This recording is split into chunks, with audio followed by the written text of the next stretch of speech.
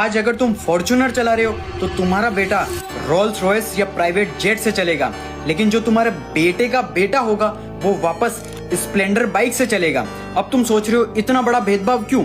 क्योंकि जो पैसा है वो 3 जनरेशन तक चलता है। लेकिन ऐसा क्यों? पहली जनरेशन को बोलते हैं वेल्थ क्रिएटर्स।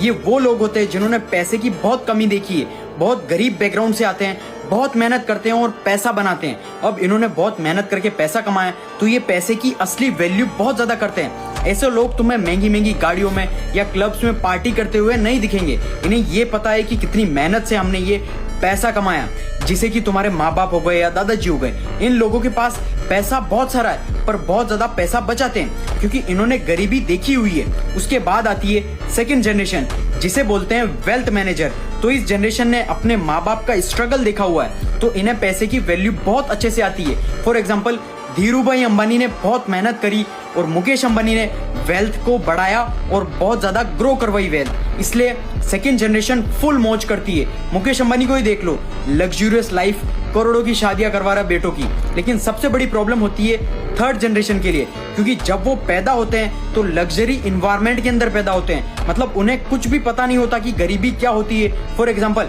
मुकेश अंबानी के बेटे को देखा होगा 50-60 करोड़ की घड़ी वॉचेस पहन के घूमता है। उसे नहीं पता कि 50-60 करोड़ रुपए की असली वैल्यू उसके लिए ऐसा है कि किराना स्टोर से 5 रुपए की चॉकलेट खरीदना या कोई चिप्स खरीदना। और इतना ज्यादा पैसा होता है कि अबंडेंस ऑफ मनी है, तो इन्हें नहीं पता होता कि पैसे की रियल वैल्यू क्या होती है। इसलिए तुमने देखा होगा बड़ी बड़ी पार्टीज करते हैं, महंगी महंगी घड़ियां गाड़ियों में घूमते हैं ये अमीरों के बच्चे।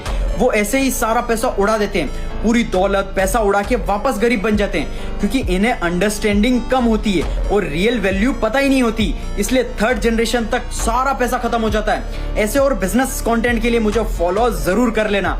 और इसी रीजन की वजह से कुछ अमीर लोग अपने बच्चों को गरीबी की दुनिया में भेज रहे हैं ताकि वो असली वैल्यू सीख सके, असली रियल स्किल सीख सके। इसलिए अगर तुम गरीब हो और बी ग्रेटफुल फॉर एवरीथिंग और मेहनत करके अंधा पैसा कमाओ। जो अचीव करना चाहते हो वो खुद की मेहनत से करो, ना कि भीख मांग के।